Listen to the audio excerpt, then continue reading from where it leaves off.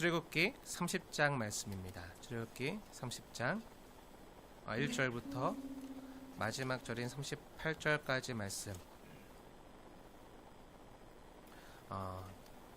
다 읽지 않고요. 읽기 때문에 1절 말씀과 18절 말씀, 1절과 18절 두 절 말씀 한 절씩 합독해 봉독해 올리도록 하겠습니다. 먼저 1절 봉독하겠습니다. 시작.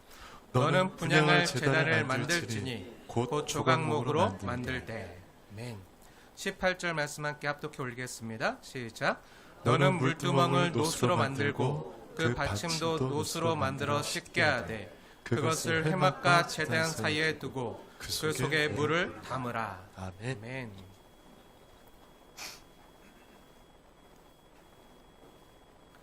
네, 오늘 2024년 마지막 주일입니다. 조금 전 우리가 함께 찬양했지만 성령님 우리 가운데 오셔서 우리를 여기까지 인도해 주셨습니다. 그리고 2024년 지금까지 지내온 것이 모두 은혜였습니다. 은혜 아닌 것이 없었습니다. 힘든 시간도 많았지만 기쁨 한손 내실 때도 있었지만 그럼에도 주님이 우리와 함께 계셔서 이길 수 있었고요. 죄 많고 부족한 나지만 우리 안에서 탄식하시며 기도하시는 그 성령님의 도우심으로 그럼에도 지금의 나된 것이 주님의 은혜였습니다. 나의 나된 것이 주님의 은혜였습니다. 이 은혜의 아침에 오늘 하나님께서 우리 순빛 공동체에게 주시는 메시지 함께 받으려고 하는데 참으로 의미가 있는 말씀 같아요.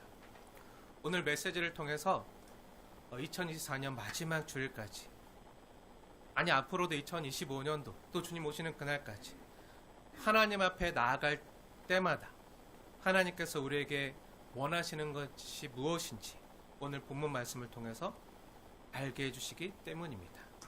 그게 뭐죠? 오늘 하나님께서 우리에게 주시는 출애굽기 30장의 메시지 한번 읽어보신 분들은 아시겠지만 오늘 우리가 함께 중점적으로 살펴볼 말씀은 분향단과 물두멍이에요. 그럼 분향단과 물두멍이 상징하는 건 뭐죠? 네. 결론부터 말하면요. 기도와 회개입니다. 주님은 우리가 주님 앞에 나올 때마다 주님께 올라가는 아름다운 기도와 또 우리의 행위를 예수님의 피로 씻어 정결케 하는 회개를 원하신다고요. 사랑하는 여러분, 오늘 본문 말씀과 함께 깊이 상고하기 전에 다시 한번 성막에 대해서 살펴볼게요. 성막 전체에 대해 다시 한번 복습할 텐데요. 성막 그림 한번 띄워주세요. 우리가 익숙하게 매주 보았던 장면인데요. 네. 우선 성막의 전체적인 모습이에요. 우선 성막들이 있어요. 여기 성막 그 양들이 들어가는 문이 있고요. 그 뜰이 있어요. 성막들 안에는 뭐가 있죠? 지난번에 살펴봤던 것처럼 높번제단이 있어요. 희생제사를 드렸던 번제를 드렸던 높번제단과 그리고 높번제단과 그 성소 사이에는 뭐가 있죠? 물두멍이 있어요. 손발을 씻는 물두멍이 있고 이를 통해서 이제 성소 안으로 들어가게 돼요. 성소 안에 들어가면요. 성소 사진 보여주세요. 이제 성소는 크게 가운데 휘장을 중심으로 전실과 후실로 나누는데요. 앞에는 휘장 앞에는 성소라고 불러요. 그리고 휘장 뒤 언약궤가 있는 장소는 뭐라고 얘기하죠? 지성소. 네, 지성소로 이렇게 나뉘어져요. 지성소에는요 하나님의 법궤인 그 증거궤와 시은소라고도 불리는 속죄소가 있어요. 속죄소는 증거궤 뚜껑이에요. 법궤 뚜껑. 그 뚜껑에는 천사 모양의 그룹 한 쌍의 날개를 펴고 있었어요. 기억나시죠? 네, 그리고 휘장 앞에 있는 성소에는요 3개의 성물들이 있는데 무엇과 무엇이 있죠? 네, 우선 12개의 거룩한 떡이 진설되어 있는 떡상과 진설병이 있고 떡상이 있어요. 그리고 한 달란트의 금을 망치로 쳐서 만든 너무 이쁘게 그 살구꽃으로 수놓아서 만든 그 7금 등잔대가 있었어요. 그리고 또 오늘 우리가 함께 살펴볼 분향단이 있어요. 네, 금으로 만든 분향단이 있어요. 네, 다 기억나시죠? 네, 이제 매 주일마다 수없이 반복해서 다뤄가지고 아마 이 성막과 성소의 구조에 대해서는 아마 다 아실 거라 이제 생각이 되는데요. 네, 이 성막과 성소에 쓰이던 성물과 기구들에 대한 말씀을 보면서 이런 궁금증이 저는 들었어요. 우리가 이미 지난번에 출애굽기 25장에서 그 지성소에 있었던 하나님의 언약궤와 증거궤 뚜껑인 속죄소를 다루었잖아요. 그러면 이제 출애굽기 25장에서 그 지성소에 있던 그 거룩한 물건들, 그래도 하나님 먼저 말씀하셨고 지성소 안에 있던 물품들을 말씀하셨고 또 25장에서 지성소 밖에 성소에 있었던 그 떡상과 7금 등잔대를 말씀하셨다면, 그럼 그때 그 성소 안에 있었던 금으로 만든 분향단도 같이 말씀하셨으면 좋았을 텐데, 그쵸?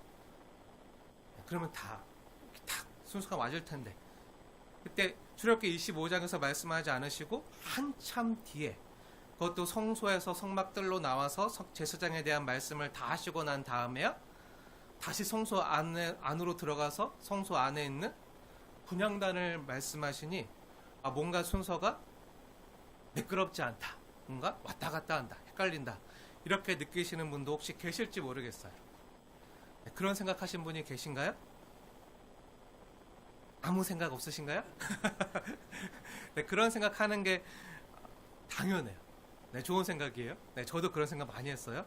그렇다면 하나님께서 이렇게 순서를 배치하신 의도가 있겠죠. 그때 한 번에 다 말씀하지 않으시고 나중에 따로 말씀을 주신 이유가 있겠죠. 그 의도가 있겠죠. 하나님 우리처럼 뭔가 말하다가 까먹었어 하고 나중에 다시 기억났다 하고 말씀하시는 건 아니잖아요. 하나님 그런 분 아니잖아요. 네, 그럼 왜 하나님께서 출애굽기 25장에서 말씀하지 않으시고 그 지성소와 성소 안에 있었던 물품들을 말씀하실 때 함께 분향단에 대해서 말씀하지 않으시고 한참 뒤에야 지금 출애굽기 30장에 와서야 분향단을 따로 떼어 말씀하신 걸까요? 그리고 성막들에 있었던 그 짐승의 희생제사를 드리던 번제단을 말씀하실 때 번제단 말씀하시면서 이제 그 옆에 있었던 물두멍을 같이 말씀하시면 좋았잖아요. 근데 그때도 성막들에 대해서 말씀하실 때 번제단만 말씀하셨지 물두멍까지는 말씀하지 않으셨다가 왜 이제야 출애굽기 30장에 와서야 그것도 제사장의 임직과 의복에 대한 말씀을 그렇게 길게 27장, 28장, 29장 이렇게 다 주신 다음에 출애굽기 30장에 와서야 이 물두멍에 대해서 말씀하신 걸까요? 그것도 뭔가 의도가 있겠죠. 물론 성경에 하나님께서 이 순서를 이렇게 배치하신 것에 대해서 그 의도를 사람이 감히 헤아리거나 명확히 알 수는 없지만 하나님이 그것을 명확히 말씀하시지 않았기 때문에 정확히 다 헤아릴 수는 없지만요, 이 성경을 수없이 읽고 연구하고 묵상하면서 또 성경 전체의 말씀과 함께 생각해 봤을 때 하나님 깨닫게 하신 것이 있는데요, 그것을 먼저 함께 나누려고 해요. 지금까지 살펴본 성막과 또 성소에 쓰이던 여러 가지 거룩한 기구들과 성물들이 우리에게 한결같이 보여주셨던 것은요, 하나님이 먼저 우리에게 찾아오시는 모습이었어요. 우리가 먼저 하나님께 나간 게 아니라 하나님이 먼저 우리에게 찾아오시는 길을 보여주던 거룩한 기구들이었다. 하나님 먼저 우리에게 찾아오시고 오셨다는 것. 거룩하신 하나님께서 먼저 예수 그리스도를 통해서 예수 그리스도 안에서 그 예수님께 주신 자기 백성들에게 먼저 찾아오셨고 오셨다고요. 그리고 그 자기 백성 삼으신 자들을 하나님이 어떻게 건지시고 구원하실 건지 여러 가지 성막의 기구와 물품들을 통해서 그 하나님의 은혜의 풍성하심과 사랑의 그 진한 농도를 나타내 보여주신 거예요. 그러니까 우리가 성막에 대한 많은 거룩한 그 성물들을 얘기하면서 예수 그리스도를 상징한다고 했잖아요. 우리가 먼저 하나님께 나가는 게 아니라 그 하나님께서 예수님 우리에게 보여주시고 보내주시고 그 구원의 길을 예수님을 통해서 알려주신 거예요. 죄 많은 우리 편에서는요, 우리 인간 편에서는요, 먼저 하나님께 나아갈 수도 없고요, 아니 하나님을 알 수도 없거든요. 하나님 감사치도 않거든요. 그래서 하나님께서 먼저 우리에게 찾아오신 거예요. 먼저 나오신 거예요. 속죄소 위에서 하나님과 우리가 만날 길을 열어주시고 거기서 내가 너를 만나고 너에게 말하리라. 또 번제단을 통해서 하나님께서 우리를 위해서 예수 그리스도를 희생제물로 받으사 우리의 죄를 속할 수 있는 길을, 그 구원의 길을 하나님이 먼저 우리에게 열어주신 것을, 그 구원의 길을 보여주신 다음에 이제 출애굽기 30장에 와서 이제 그 하나님의 은혜에 응답할 수 있는, 반응할 수 있는 길을 또한 알려주시는 거예요. 그러니까 뭐라는 거죠? 항상 하나님의 은혜가 먼저라는 거예요. 하나님의 은혜가 먼저라는 거예요. 우리가 죄인 되었을 때, 아니 우리가 하나님과 원수 되었을 때, 그때 우리는 본질상 진노의 자녀였고 거짓의 아비를 따르던 자들이었는데, 그래서 하나님께 감사치도 아니하고 하나님께 나아가지도 않았어요. 오히려 반역했죠. 불순종했죠. 그런데 그런 우리를 하나님께서 포기하지 않으시고 사랑하기로 작정하시고 하나님께서 우리를 구속하시는 유일한 방법으로 예수 그리스도의 십자가의 희생을 통해서 우리를 값주고 사신 거죠. 2024년도 한번 돌이켜보세요. 우리가 항상 하나님 앞에 신실했나요? 하나님 우리에게 늘 신실하셨어요. 근데 우리는 어땠죠? 신실하고 싶었지만, 신실할 때도 간혹 실수로 있었지만 불신실할 때가 훨씬 더 많았어요. 반역할 때가 더 많았어요. 그런데 하나님께서 늘 우리에게 신실하게 대해주셨어요. 늘 은혜로 찾아와 주셨어요. 매주일마다 생명 말씀을 우리 먹이시고 다시 이렇게 세워주시고 힘을 주셔서 여기까지 올 수 있도록, 나의 나던 것이 다 주님의 은혜였습니다. 고백하며 올 수 있도록 하나님이 이렇게 인도해 주셨다고요. 그렇게 우리를 향한 하나님의 사랑과 은혜가 먼저고요, 그 다음에 구속함을 받은, 그 하나님의 은혜와 사랑을 받은 조금이나마 깨달은 우리가 이제 하나님께 믿음으로 반응하며 나아가, 그 길을 출애굽기 30장부터 보여주시는 거예요.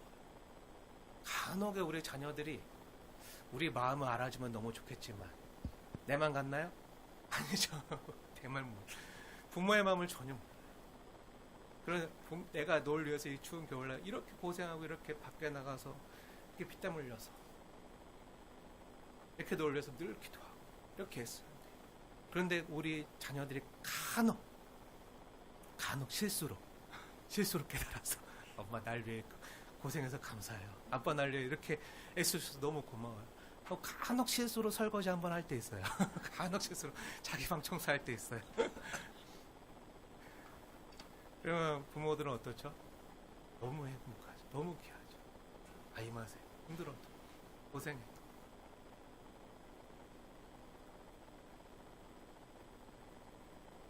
우리 하나님 먼저 항상 신실을 나가지 못하지만 그 하나님의 은혜를 조금이나마 깨닫고, 그게 실수든 뭐든 깨닫고 그 하나님의 사랑에 감사해서 내가 할 수 있는 방법, 그 사랑에 반응하는 그 길을 하나님이 또 알려주셨어요. 사랑하는 여러분, 가장 먼저 기억하십시오. 항상 하나님의 은혜가 먼저입니다. 이것이 성경의 순서예요. 우리가 뭔가 하나님께 잘 보여서 예쁜 짓 해서 복 타내기 위해서 우리가 정말 헌신해서 하나님을 마음을 감동시켜서 내가 먼저 우리가 하나님께 나가는 거 없어요. 하나님 먼저 찾아오신다. 우리가 만약 꼭지라도 하나님께 헌신하고 하나님을 위해서 내 삶을 드리고 내 인생을 다 드리려고 하는 그 마음도요, 하나님 나를 먼저 살려주셨고 나에게 생명 주셨고 나의 그런 믿음을 주셨고 그런 은혜를 주셔서 하나님의 선물로 주신 믿음이지, 은혜지. 내가 하나님께 가는 게 아니라고. 성령님께서 우리 안에 선한 일을 창조하셔서 착한 일을 이루어 가시는 거예요. 그리고 하나님이 우리에게 주려고 하는 그 복과 은혜를 함께 우리에게 맛보고 그 승리를 경험하게 하시고자 하는 복을 주시는 거죠. 우리가 뭔가 하나님께 뭔가 이렇게 헌신하면 나를 복 주시겠지, 내 문제 해결해 주시겠지, 부자 되게 해주시겠지, 로또 당첨되게 해주시겠지, 병 고쳐주시겠지, 이런 게 아니라 하나님 먼저 우리를 사랑하셨습니다. 하나님 먼저 찾아오셨습니다. 하나님의 날 위해 하나님 자신의 생명을 십자가에 내어 주셨습니다. 우리는 그렇게 은혜를 받았고요, 사랑을 받았고요, 하나님의 생명을 받았고요, 무엇보다도 그리스도를 받았습니다. 그렇게 그리스도를 받은 자가 되었기에 이제 그리스도를 본받는 사람이 될 수 있게 된 거예요. 대제사장을 받았기에 이제 우리도 대제사장 대신 예수님의 본을 받아 제사장이 된 거예요. 이게 성막과 제사장의 가장 심적인 뜻이에요. 의미예요. 이제 그리스도를 받은 자 되었으면 성막을 통해서 다 받았잖아요. 성막의 그 거룩한 기구들을 통해서 우리가 그리스도를 받은 자라는 걸 하나님이 보여주시고 알려주셨잖아요. 그럼 이제 어떻게 살아야 되죠? 받은 자가 되었으면, 은혜를 받은 자라면, 사랑을 받은 자라면, 그리스도를 받은 자라면 이제 어떻게 살아야 되는 거죠? 그리스도를 본받아 삶은, 그 은혜를 깨달아서, 그 은혜에 감사해서, 그 사랑에 반응하며 사는 자가 되는 거예요. 죄에 대하여 죽고 하나님께 대하여는 살아있는 자가, 예수님이 그렇게 사셨잖아요. 그런 자가 되는 거예요. 그렇게 하나님께 대하여는 살아있는 자요, 하나님의 은혜와 사랑에 감격하는 자는요, 이제 하나님께 반응할 수 있는 자가 되는 거예요. 어떻게 반응하죠? 그게 오늘 출애굽기 30장에 나오는 반응. 분향단을 통한 기도, 물두멍을 통한 회개의 모습들이에요. 분향단과 물두멍에 대한 설명이 앞에 나오지 않고요, 여기 출애굽기 30장까지 연기되어만 했던 이유가요, 바로 이런 이유에서라고 생각해요. 먼저 하나님이 우리에게 찾아오셨습니다. 그 하나님의 은혜를 아는 자들은 이제 대제사장 대신 예수님을 힘입어서 하나님께 믿음으로 반응하며 나아갈 수 있는 자가 되었어요. 살아계신 하나님께 살아있는 자로서 나아갈 수 있는 자가 되었어요. 그래서 분향단과 물두멍에 대한 말씀이 지난주에 보았던 출애굽기 27장, 28장, 29장에 그 제사장의 직분과 의복에 대한 말씀 뒤에 나오는 거죠. 그래서 분향단은요, 성소에서 향을 태울 제사장이 세워지기 전까지는요 언급되지 않았던 거예요. 분향단을 누가 태우죠? 제사장이 있어야지만 태울 수 있어요. 제사장이 그 향을, 하나님이 이렇게 거룩하게 만들려고 했던 향들이 있어요. 그 향들을 분향단에서 사를 때, 그 향을 태울 때, 그 향기가 하나님에 올라가게 하기 할 때, 제사장이 세워지기 전까지는요 언급되지 않은 거예요. 누가 제사장이라고요? 여러분이 제사장이라고. 저 여러분이 제사장. 그리고 제사장들이 성막들에서, 높 번제단에서 희생 제물을 번제로 태워드리고 성소에 들어가기 전에 하나님 뭐라고 명령하셨죠? 손발을 씻으라고 하셨어요. 씻지 않고 들어가면 어떻게 되죠? 죽어요. 그 높 번제단에서 희생 제물을 드리고 성소에 들어오기 전에 씻었던 것이 바로 물두멍이에요. 바로 제사장들이 가장 많이 사용했던 기구들이죠. 그래서 제사장을 세우신 후에 이 분향단과 물두멍에 대한 말씀을 주신 거예요. 아니, 괜히 이렇게 배치한 게 아니라. 무엇보다 이 분향단과 물두멍은요, 이제 드디어 하나님의 이 사랑에 반응해서, 이 은혜에 반응해서 하나님께 살아있는 자로서 하나님께 나아갈 길을 얻은 우리 사람 편에서요, 하나님께 어떻게 나가야 되는지, 하나님 뭘 기뻐하시고 뭘 원하시는지 우리에게 보여주는 말씀이라고 할 수 있어요. 뭐죠? 기도와 회개예요. 기도와 회개로 나아가는 거죠. 제가 분향단을 성도의 기도라고 하는 이유가 있어요.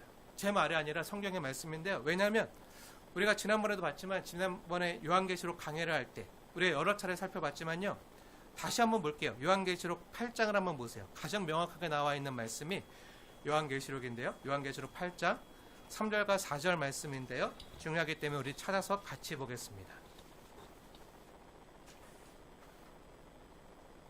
출애굽기 30장을 표시해 두시고 요한계시록 8장 3절 4절 말씀,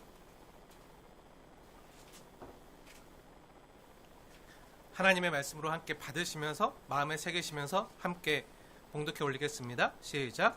또 다른 천사가 와서 제단 곁에 서서 금향로를 가지고 많은 향을 받았으니 이는 모든 성도의 기도와 합하여 보좌 앞 금제단에 드리고자 함이라. 향연이 성도의 기도와 함께 천사의 손으로부터 하나님 앞으로 올라가는지라. 아멘.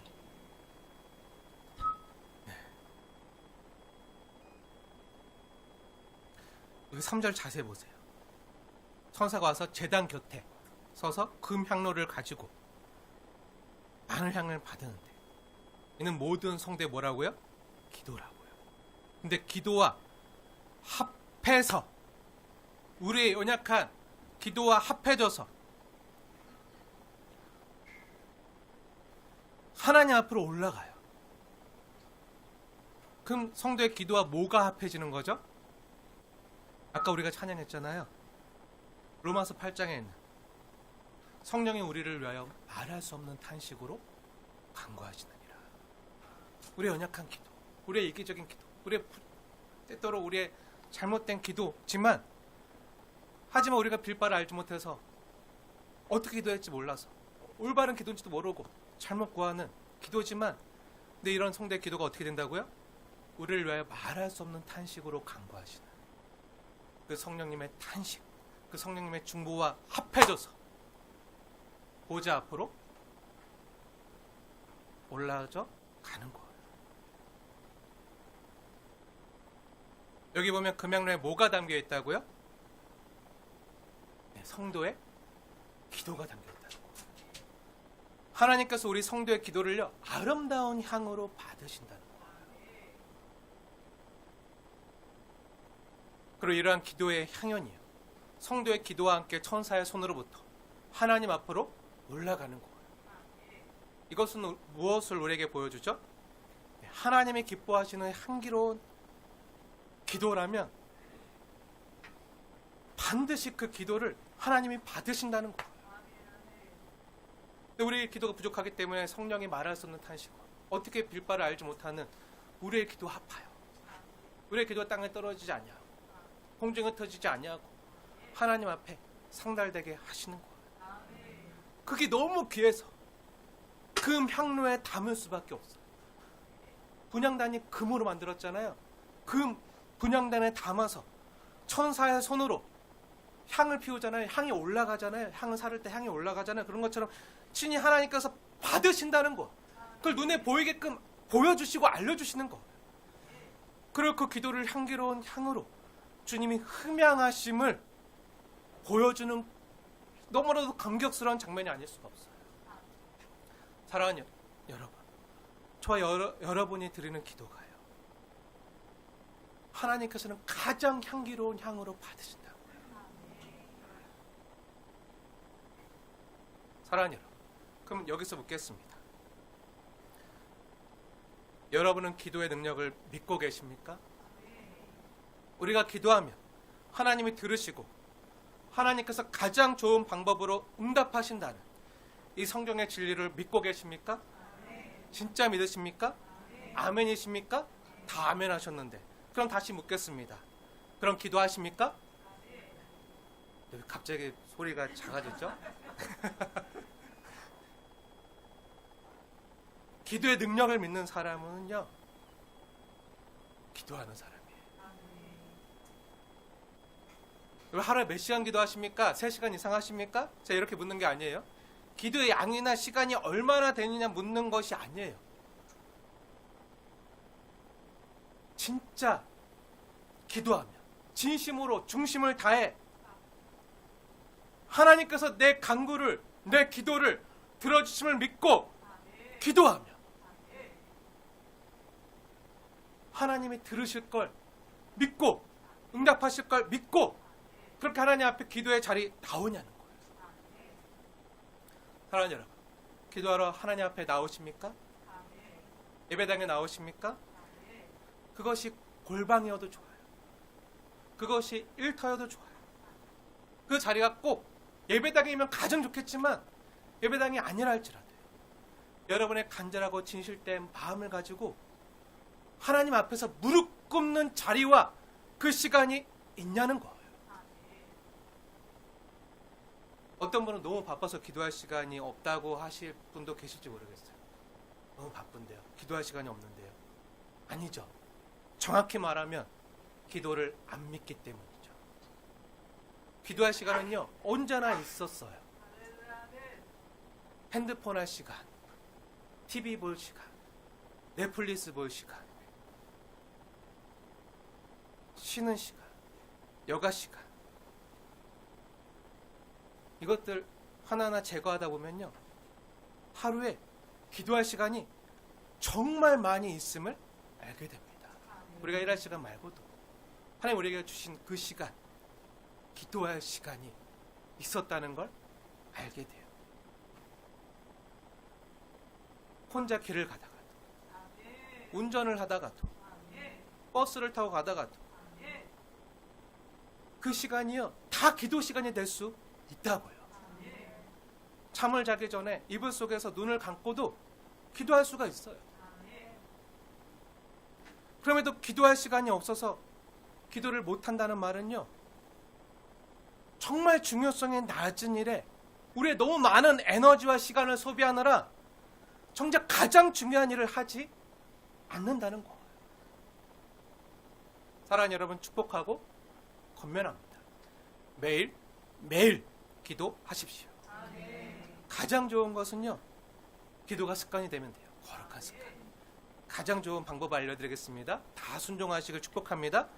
가장 좋은 것은요, 아침에 일어나자마자 기도하는 거예요. 아침에 일어나자마자 새 아침을 주신 하나님의 인자하심에 감사하면서 기도 먼저 하고 침대에서 나오는 거예요. 기도 먼저 하고 침상에서 나오고, 또 밥 먹을 때마다 일용할 양식을 주시고 건강 주신 하나님께 감사해서 밥을 먹을 때마다 식사 기도를 하고, 또 하루의 일과를 마치고 잠이 들 때마다 그 이불 속에 들어가기 전에 오늘 하루를 지켜주신 하나님의 은혜와 하나님의 성실하심에 감사하면서 기도를 하고 나서 이불 속으로 들어가는 거예요. 그리고 잠자리에 드는 거예요. 이렇게 매 아침 일어나서 또 밥 먹을 때, 또 잠들기 전에 기도하고 잠드시는 여러분 되어지길 축복합니다. 짧게라도 1분이라도 아침에 일어나서 기도하고, 밥 먹을 때 기도하고, 잠들기 전에 기도하고 주무시길 축복합니다. 그리고 이것이 우리에게 굉장히 많은 복을 주는데요. 굉장히 많은 의학 전문의들이 공통적으로 하는 말이 있어요. 제가 올해 읽은 의학 관련 서적이나 아티클들만 수십 건 되는데, 그 모든 의학 전문의들이 공통적으로 하는 말이 있는데, 우리 몸에 있는 나쁜 세포들 있잖아요. 특히 암이나 염증 같은 거. 나 열심히 운동하는데요. 나 열심히 몸에 좋은 거 먹는데요. 나쁜 거 안 하고 나쁜 거 안 먹는데요. 그런데도 계속 몸이 힘든 분들 있잖아요. 피로하고 염증이 가득 차고 암이 있고 그럴 때, 그리고 가장 좋은 치료제가 뭔지 아십니까? 제 말이 아니라 의학 전문의들이 하는 말인데, 잠들기 전에 감사하는 거래요. 잠들기 전에 감사하면서 잠드는 거래요. 그래서 하나님께서는 사랑하는 자에게 잠을 주셔서 우리가 자는 동안에 우리 몸을 치유해 주시고 회복해 주시고 몸에 있는 나쁜 세포들을 제거해 주시고 새로운 활력을 주시고 그렇게 새날을 우리에게 날마다 창조해서 선물로 주시는 거예요. 그래서 원래 자기만 해도요, 잘만 자도요, 우리 몸은요 회복이 되고 치유가 돼요. 이게 하나님의 창조 질서예요. 그런데 자기 전에 원망하거나 불평하거나 분을 품고 자거나 스트레스를 품고 자면요, 오히려 우리 몸에 있는 염증이나 암세포가요 더 많이 증식을 해요. 원래 잘 때 이게 치료가 되고 사라지고 없어져야 되는데, 그래서 하나님이 분을 어떻게 품지 말라고요? 해가 질 때까지, 지기 전에 품지 말라. 한 사람과의 관계만을 위해서가 아니라 자기 전에 스트레스 받아서 잠들잖아요. 잠도 안 올 뿐만 아니라 원망하거나 불평하면서 막 스트레스에 쌓여서 막 자면요, 몸이 회복이 더 돼요. 오히려 염증이나 암세포가요 더 많이 증식을 해요. 그래서 가능하면 축복합니다. 자기 전에 예수님 생각하고 주무세요. 예수님 생각, 가장 좋은 생각, 가장 행복한 생각, 예수님의 사랑, 예수님의 은혜, 예수님 나를 얼마나 사랑하셨는지 그거에 대해 감사하면서 자기 전에 기분 좋은 생각하고 잠드세요. 자기 전에 옆 사람, 내 사랑하는 배우자 보고 잠드세요. 스트레스 받으시면 오히려 화가 나시면 예수님 생각하고 잠드세요. 가장 좋은 생각하고 잠드세요. 가장 행복한 생각하고 잠드세요. 가장 좋은 거는요, 가장 좋은 치료제는요, 감사 기도하고 잠드는 거. 감사 기도. 이것만 습관이 돼도요, 우리 수명은요, 하나님이 말씀하신 대로 강건한 80이요. 아니, 성경에 하나님께서 우리 육신을 120년으로 제한하셨잖아요. 120살까지 건강하게 사실 수 있을 거라 믿습니다. 어떻게 하라고요? 감사 기도하고, 감사 기도하고, 네, 감사 기도하고, 오늘 하나님 나에게 허락하신 거, 감사한 것들 하나라도 꼭 기도하시고 주무세요. 편안하게, 행복하게. 건강해집니다. 영적으로도 건강해집니다. 육적으로도 말고 영적으로도 건강해집니다. 다시 본문으로 돌아올게요. 출애굽기 30장 1절에 보면요, 하나님께서 너는 분향할 제단을 만들라고 하셨어요. 우리를 위해서 만들라고 하는 거예요. 그렇게 내용들이 쭉 써져 있는데, 이 쭉 써져 있는 이 많은 내용을 하나하나 설명하려면 시간이 부족할 것 같고, 그림 한 장으로 끝낼게요. 이게 분향단이에요. 그 그림 한 장 보여주세요. 이렇게 만들었어요. 네. 조각목으로 만들어서 금으로 칠한 거예요. 금으로 덧 입은 거예요. 순금으로 다. 그래서 금향단이라고도 말해요. 금분향단. 네, 그 위에는 이렇게 향을 사를 수 있는 이 제단에 있는 숯은요, 어디서 온 걸까요? 다른 거 쓰면 안 돼요? 네, 번제단. 성막들에 있었던 노번제단, 희생제물을 드렸던 그 번제단에 있었던 숯불을 가져다가 쓰는 거예요. 다른 숯을 쓰면 큰일 납니다. 그것만 하나님 허락하셨어요. 그 번제단에 있던 그 향을, 거기에다 이제 제사장이 향을 사르는 거예요. 향을 사르는 모습 보여주세요. 다음 사진 보여주세요. 그 제사장이 그 위에다가 이제 향을 하나님 만들려고 했던 그 향이 또 출애굽기 30장에 나오거든요. 그 향을 이렇게 사르는 거예요. 내 향은 저기 휘장 앞에서, 휘장 바로 앞에 있어요. 지성소 바로 앞에. 거기서 내가 너를 만나리라 했던 그 속죄소 바로 앞에서 우리의 기도를 들으시고 만나주신다는 거예요. 거기서 내가 너에게 할 말을 이르리라. 꼭 보면 그 휘장 바로 앞에서 지성에 서서 저 7급 된장대와 그 떡상 그 앞에 거기서 향을 살라요. 이 큰 분향되는 모습이 출애굽기 3장에 다 기록되어 있는 거예요. 근데 중요한 내용이 있는데, 하나님이 이 분향단에서 제사장에게 향을 사를 때 언제 어떻게 사르라고 하셨죠? 우리 출애굽기 30장 7절과 8절 말씀, 2절 말씀 우리 함께 읽겠습니다. 시작. 아론이 아침마다 그 위에 향기로운 향을 사르되 등불을 손질할 때에 살을 치며 또 저녁 때 등불을 켤 때에 살을 치니 이 향은 너희가 되도록 여호와 앞에 끊지 못할지며. 아멘. 네, 사랑하는 여러분, 이 말씀이 뭐죠? 네, 아까 분향단에서 하나님께 올려드리는 향은 성도의 기도라고 했잖아요. 그리고 저와 여러분이 모두 제사장이라고 했잖아요. 우리 모두는요, 예수님의 보혈을 의지해서 하나님께 직접 나아갈 수 있는 만인 제사장이에요. 믿으십니까? 그래서 여러분 한 사람 한 사람이 각 가정의 제사장이에요. 믿으십니까? 우리 교사 성사님들은 지난번에도 말씀했지만 학생들의 제사장이고요. 직장이나 사업장에 다니는 분들은 그 직장과 사업장의 제사장이라고 했어요. 저는 우리 순빛교회 어떻게 보면 제사장이라고 할 수 있겠죠. 그래서 이제 송구 영신 예배 때, 송구 예배 때 제가 기도 제목을 적을 수 있는 그걸 나눠드릴 거예요. 매년 했던 것처럼.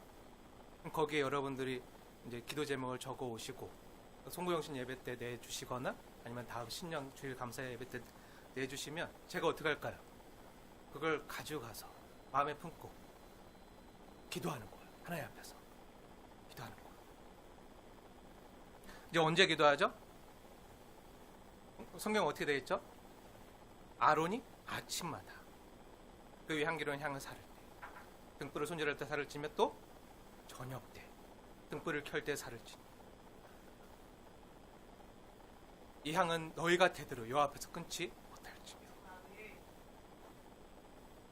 그러니까 하나님 우리에게 언제 기도하라고요? 매일매일 아침 저녁으로 기도하라고요. 아침마다 저녁마다. 그래서 제가 아침에 일어나서 기도하고 밥 먹을 때 기도하고 잠들기 전에 감사 기도하고 잠들라고 한 게 이래서 이렇게 얘기한 거예요. 하나님께서 우리에게 쉬지 말고 기도하라고 하셨잖아요. 그 근거가 여기 있는 거예요. 한번 생각해 보세요. 성소 안에 무엇이 있었죠? 성소 안에 한번 성소 사진 다시 보여줄래? 성소 안에 있었던 떡상과 진설병과 7 등잔대가 있어요. 네, 다음 사진 그 제사장이 향을 사르는 모습 보여주세요. 네, 떡상과 진설병 7 금 등잔대. 그리고 오늘 본문에 나오는 분향단이 있어요. 이게 성소에 있었던 거룩한 성물 3가지예요. 떡상과 진설병은 뭘 상징한다 그랬죠? 말씀을 상징한다고 했어요. 근데 그때 우리가 말씀, 떡상과 진설병에 대해 말씀할 때 떡상은 언제 차려내게 돼 있죠? 안식일에만. 안식일에 차려내요. 그래서 우리가 매주일 새롭게 차려주시는 하나님의 말씀을 먹으러 예배당에 나오는 거예요. 근데 안식일 주일날 예배 안 나왔다 그럼 어떻게 되는 거죠? 네, 굶는 거예요. 굶는 거예요. 일주일을 살아낼 힘을 못 받는 거예요. 하나님 우리 영혼을 살리시기 위해서 매주일 하나님의 말씀을 준비해서 우리를 먹이신다고요. 그러니까 떡상은 안식일에 매주 새롭게 차려내도록 하셨어요. 그래서 우리가 매주일마다 새롭게 차려주시는 하나님의 그 정찬을 맛보러 힘을 얻으러 예배당에 나오는 거예요. 밥 먹고 힘 받으러 오는 거죠. 밥 먹어야 힘나잖아요. 그리고 7급 등장대는요 그리스도의 영을 상징한다고 했어요. 기억나시죠? 네, 그리스도의 영. 그런데 7금 등잔대 등불과 분향단의 향은요 어떻게 해요? 성경 보니까 매일 챙겨야 되는 거예요. 저녁에 성소 안에 있는 7금 등잔대 등불을 켤 때 밤에 불 켜잖아요. 깜깜하니까. 저녁에 7금 등잔대 등불을 하나님이 켜게 하셨어요. 켤 때 그때 또한 저녁마다 그 등불을 켤 때 지상은 또 뭘 해야 되죠? 분향단의 향을 사르는 거예요. 오늘 말씀 자세히 보세요. 출애굽기 30장 7절과 8절 말씀 보세요. 그 등불을 켤 때 지상은 분향단의 향을 살라서 그 향이 하나님께 올라가게 하는 거예요. 그리고 아침이 되면 어떡하죠? 아침이 되면 제사장이 또 그 성소에 들어가서 등불을 손질해요. 등불을 손질한다는 건 뭐죠? 등불을 아침에 끈다는 거예요. 밤에 켜고 아침에 끄는 거예요. 이해되시죠? 켜고 끄기 위해서 들어가는 거예요. 그러니까 제단에 등불을 꺼지지 않도록 기도하라 이렇게 강조하는 분들이 많이 계신데요. 근데 그 말이 엄밀히 오늘 본문 말씀을 의지하면 정확히 맞는 말은 아니에요. 그럼 그 목사님의 말은 여기 성경을 볼 때 틀렸다 하면서 그럼 기도 안 해도 된다. 제단의 등불이 꺼지지 않도록 하라는 말은 틀렸으니까 등불이 꺼져도 된다. 이렇게 말하는 사람도 있는데 그럼 그게 맞나요? 아니죠. 더 잘못된 거죠. 그건 더 틀린 말이죠. 그건 기도 안 하는 사람들의 비겁한 변명이고 핑계일 뿐이고요. 하나님이 오늘 이 등불을 저녁에 켜고 아침에 손질하고 끄라는 말이 하나님 기도하지 말라는 말인가요? 아니죠. 문맥을 잘못 보는 거죠. 문맥을 보세요. 오늘 출애굽기 30장 말씀은요. 하나님께 매일매일 아침과 저녁으로 기도로 나아가라는 거예요. 그런데 정확히 엄밀히 말하면 기도할 때 어떻게 해요? 아침 저녁으로 등불을 켜고 끌 때마다 기도하라는 하나님의 말씀이에요. 여러분 집에 가서 한번 실천해 보세요. 아침에 일어나서 불 끌 때 기도하세요. 저녁에 자기 전에 불 끌 때 기도하세요. 무슨 말인지 아시겠어요? 그리고 여기 7금 등잔대의 불은 저녁에 켜고 아침에 끄고 손질하지만 그 등잔대의 기름은요 어떻게 되죠? 늘 끊이지 않게 채워 넣어야 돼요. 그 금 등잔대에는 기름이 떨어지면 안 돼요. 거룩한 감람유로 올리브 늘 채워 넣어야 돼요. 그 뭘 상징하는 거죠? 뭘 얘기하는 거죠? 늘 성령님과 동행하면서 성령 충만할 것을 우리에게 알려주는 말씀이에요. 그리고 이 성소 안에 분향단에서 향을 사르는 건 역시 매일 아침 저녁마다 하는 거예요. 매일 하나님께 기도해야 됨을 우리에게 말해주는 거죠. 성령이 충만해서 매일매일 하나님을 향한 기도의 향이 끊어지지 않고 올라갈 때 성도는요 비로소 하나님의 자녀답게 합당하게 살아갈 수 있는 힘과 능력을 얻는다는 거예요. 기도할 때도요 아까 무엇과 합쳐진다 그랬죠? 성령의 말할 수 없는 단심. 우리가 빛바를 알지 못하는. 그래서 이 성소에서 7금 등잔대 그 기름이 늘 가득히 차요. 그리고 그때마다 그 등잔대 불을 켜고 끌 때마다 손질할 때마다 하나님께서 우리가 기도하는 거 원하시는. 우리 기도할 때요 그냥 기도하면 안 돼요. 성령님을 의지해서 기도해요. 성소에 나와서 분향단에 불을 사를 때 이때 드리는 향이요 34절부터 나오는 소합향, 나감향, 풍자향 등의 향품을 이제 그 분향단에서 사르는 거예요. 떨어뜨려서 불에 살아서 그 향기가 올라오도록. 이것을 유향과 섞어서 소금을 쳐서 성결하게 한 후에 곱게 빻아서 향을 만들어서 사르는 거예요. 그리고 23절부터는 그 상등 향품을 가지고 향기름을 만드는 방법이 나오는데요. 이것으로 거룩한 관유를 만드는 거예요. 거룩한 성물을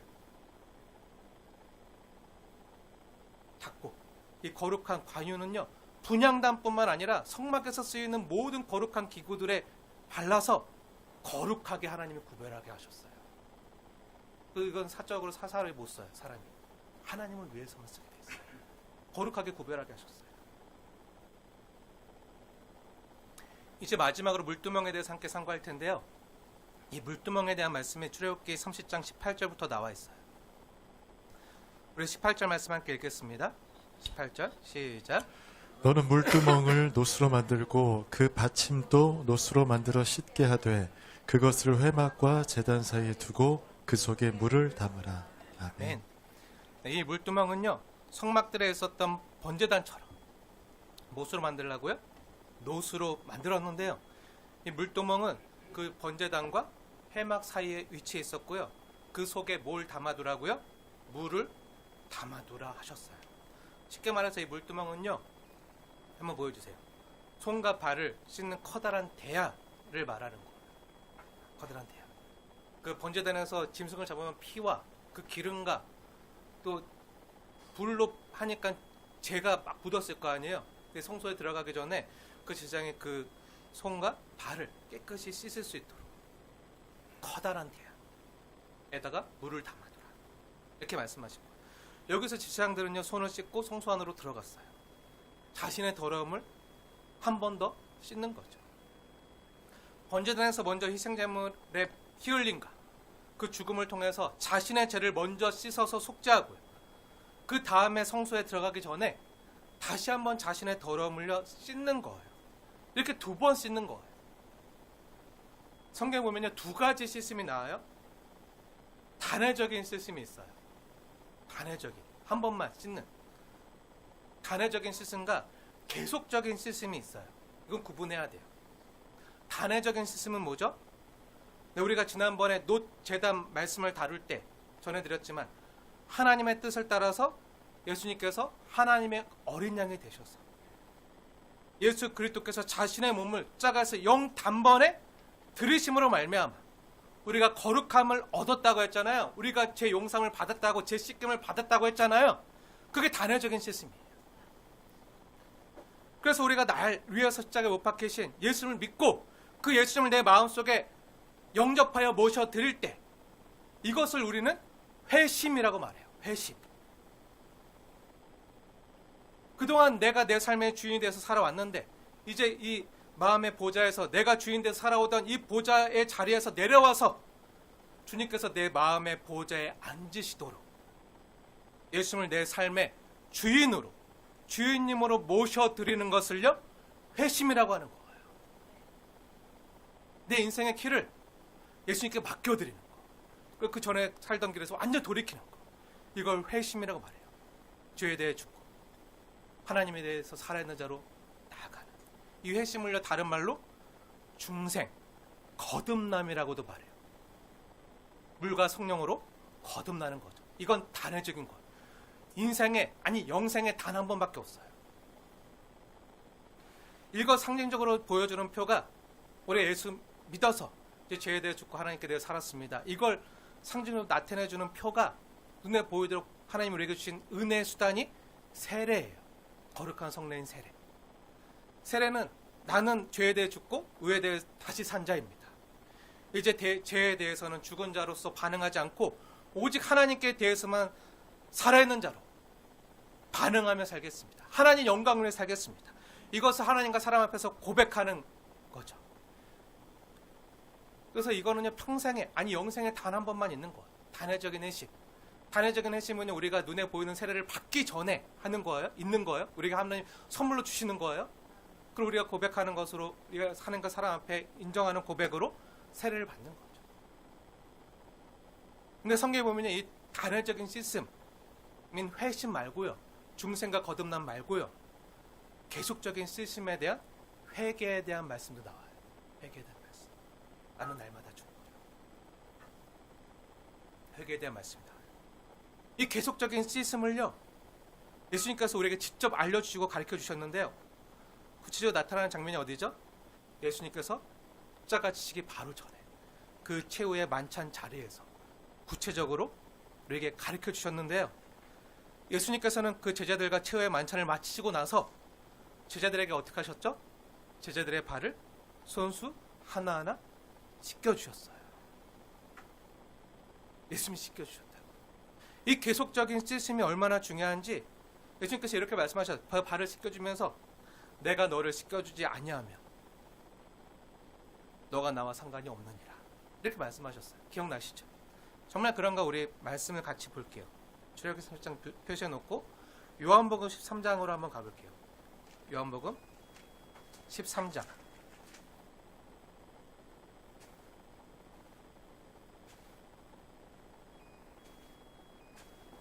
요한복음 13장 8절 말씀 보세요. 우리 함께 읽겠습니다. 시작. 베드로가 이르되 내 발을 절대로 씻지 못하시리이다. 예수께서 대답하시되 내가 너를 씻어주지 아니하면 내가 나와 상관이 없느니라. 아멘. 아멘. 예수님께서 이렇게 말씀하시잖아요. 그러니까 베드로가 뭐라고 말하죠? 그럼 예수님, 제 발뿐만이 아니라 제 손도 씻어주시고 제 머리도 감겨주세요. 이러잖아요. 그 다음 절에 그렇게 말하잖아요. 그렇잖아요. 그러니까 예수님께서 뭐라고 말씀하시죠? 10절에 이미 목욕한 자는 발밖에 씻을 필요가 없느니라 말씀하시잖아요. 그러고 나서 너무 중요한 말씀 14절에서 말씀하시는데 우리 14절과 15절 두 절 말씀 나에게 주신 예수님의 말씀으로 받으시면서 함께 받들어 읽겠습니다. 시작. 내가 주와 또는 선생이 되어 너희 발을 씻었으니 너희도 서로 발을 씻어주는 것이 옳으니라. 내가 너에게 행한 것 같이 너희도 행하게 하려 하여 본을 보였노라. 아멘. 이 말씀은 너무 중요한 말씀인데요. 이 말씀은 우리가 예수 믿고 난 후에 필요한 시스템이요. 그 단회적인 시스템 이후에 우리가 중생과 구원함을 받고 거듭난 다음에 예수 믿고 난 다음에 목욕한 다음에 필요한 시스템이요. 나는 날마다 죽노라. 그러면 주 앞에 나가는 회개뿐만이 아니라 또 이 시스템에는 무엇이 있으면 우리에게 일깨워주는 말씀이죠? 내가 주와 또는 선생이 되어 너희 발을 씻었으니 너희도 서로 발을 씻어주는 것이 옳으니라. 내가 너에게 행한 것 같이 너희도 행하게 하여 내가 본을 보였노라. 이게 뭐죠? 섬김. 이 계속적인 시스템에는요, 회개만이 있는 게 아니라 우리가 서로 지체를 섬기는 거, 다른 지체를 도와주고 섬기는 일을 우리에게 강조해서 보여주시는 거예요. 예수님께서 이것을 우리에게 보여서 섬김의 본을 보이심으로 우리도 서로를 섬기길 원하신다는 것을 알려주시는 거예요. 그러니까 이 물두멍은 뭐죠? 네, 회개와 섬김이 바로 이 물두멍에 담아 놓으신 가르침이라는 거예요. 사랑하는 여러분, 구원받은 성도는요, 날마다 자기를 살펴서 회개하고 자기 자신의 자아를 날마다 죽이고, 또한 하나님께서 내 옆에 두신 지체와 이웃을 섬기는 그 섬김을 통해서 성화가 되어지는 거예요. 성화가 단순히 예수님 십자가 앞에 나가서 회개하는 것만으로 되어지는 게 아니라 뭐로 되어진다고요? 옆에 있는 지체를 섬김으로 거룩해져 간다고. 그게 우리를 찢는 거라고요. 사랑하는 여러분, 오늘 우리는 하나님께 구원받은 성도가요, 그 하나님의 사랑과 은혜에 감사해서 어떻게 하나님께 믿음으로 반응하며 나가야 되는지를 말씀을 통해서 함께 받았습니다. 어떻게 나가야 되죠? 매일 기도로 하나님께 나가야 됩니다. 말씀대로 살 수 있는 힘을 달라고. 하지만 연약해서 말씀대로 살지 못하는 우리의 모습을 회개하면서 주님 앞에 나가고, 또 어떻게 나가야 되죠? 네, 하나님께서 우리를 위하여 발을 씻기시고 십자가에 죽기까지 섬기신 그 사랑을 본받아 우리도 이와 같이 서로의 발을 씻어주는 그 섬김의 모습을 통해서 나아가야 된다. 사랑하는 여러분, 기도와 회개와 섬김, 이것이요, 우리가 살아계신 하나님께 반응하며 나아가는 믿음의 참된 모습이라고 하는 거예요. 하나님은 이러한 자를 오늘날도 찾으신다는 거. 사랑하는 여러분, 매일 아침 저녁 기도하는 저와 여러분 되어지길 주님의 이름으로 축원합니다. 매일매일 호흡하듯이 주님께 드려지는 우리의 모든 기도가 주님께 드려지는 향기로운 향이 되어지길 축원합니다. 또한 우리의 연약함과 약함을 날마다 주님께 회개하며 우리를 온전케 하시는 이 예수님의 십자가 앞에 있는 모습 그대로 나아가길 축원합니다. 또한 우리의 발뿐만이 아니라 우리를 위하여 십자가에서 죽기까지 섬기신 그 주님의 섬김을 닮아서 우리도 내 옆에 있는 지체와 이웃을 섬기게 되어지길 축원합니다. 이런 모든 행실이 우리의 진정한 삶의 예배가 되어지길 주님의 이름으로 축원을 드립니다. 기도하겠습니다.